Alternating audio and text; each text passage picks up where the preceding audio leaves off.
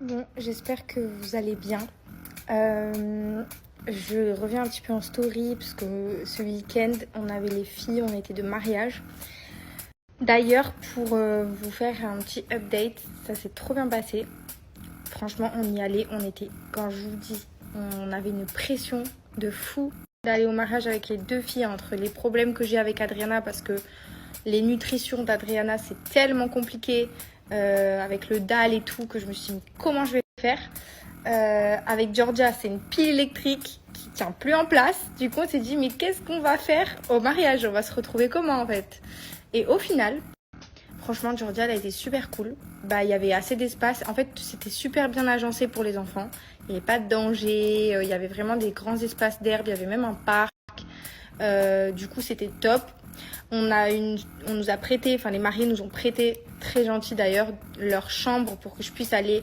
Du coup, heureusement qu'on a eu une chambre qui nous a été prêtée pour que je puisse aller faire les nutritions d'Adriana tranquillement, sans stress, dans un endroit calme et tout.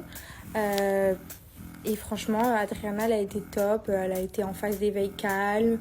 Elle a bien dormi. Georgia, elle a fait une sieste dans la poussette. Elle a dansé Georgia sur la piste comme une ouf. Franchement, on a trop rigolé. Donc voilà, franchement, pour ceux qui ont peur, c'est pas non plus top, mais c'est faisable, c'est possible de le faire sans forcément avoir de stress et tout. Ça dépend de vos enfants. Après, hein, nous, on n'a pas des enfants hyper faciles non plus parce qu'avec tous les problèmes qu'on rencontre avec Adriana, Georgia, c'est une pile électrique, mais une pile électrique, elle est infatigable. Et pourtant, c'était quand même hyper cool. On a quand même pris du plaisir à ce mariage. Donc voilà, fallait que je vous le raconte parce que j'ai beaucoup de mamans qui m'ont dit mais comment vous faites avec deux enfants en bas âge, aller à un mariage et tout? Genre moi, j'aurais pas osé.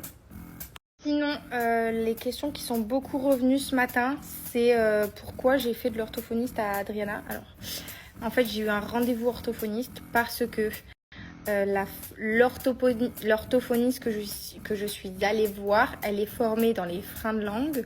Jusqu'à aujourd'hui, Adriana n'est pas reconnue étant un bébé à avoir un frein de langue. Elle n'est pas censée en avoir pour l'instant. D'après tous les professionnels qu'on a vus, on ne voit pas de frein. Par contre, il y a des gros troubles de l'oralité, ce qu'on appelle entre guillemets. C'est-à-dire qu'il y a des mauvais positionnements de langue, il n'y a pas l'effort correct qui est fait de la part d'Adriana en termes de succion.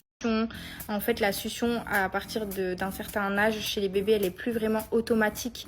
Elle est plus réfléchie, ils ont besoin de faire des efforts. Il y a certains bébés qui n'ont pas envie de faire cet effort-là. Et qui, Adriana, du coup, en fait partie. Elle n'a pas vraiment envie, elle n'a pas la capacité pour le faire. Je pense aussi qu'il y a un manque d'énergie de sa part.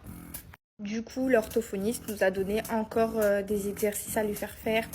On continue un petit peu, comment on appellerait ça, de la rééducation, un petit peu, ouais, un peu de rééducation, on dirait des massages dans la bouche pour lui faire muscler un peu la langue, tout ça, parce que c'est vrai que la coqueluche aussi, elle est venue un peu tout gâcher, entre guillemets, en termes d'énergie chez Adriana, parce qu'Adriana, c'est quand même un petit bébé prématuré, même si elle n'a pas une grande prématurité, bah, elle est un peu plus fatiguée. Elle est un peu plus fragile, entre guillemets.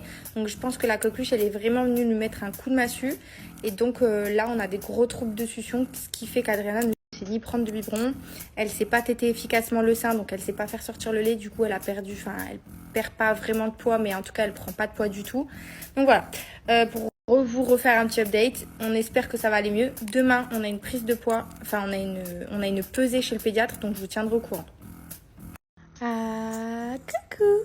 Comment tu dis? Ah, coucou. Ah, coucou. Comment tu dis? Arrête. Arrête.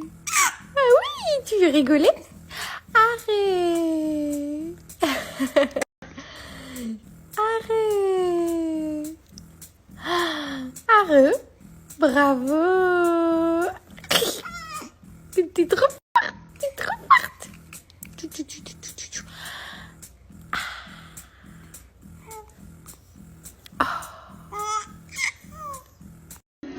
Danse. Allez. Ouais.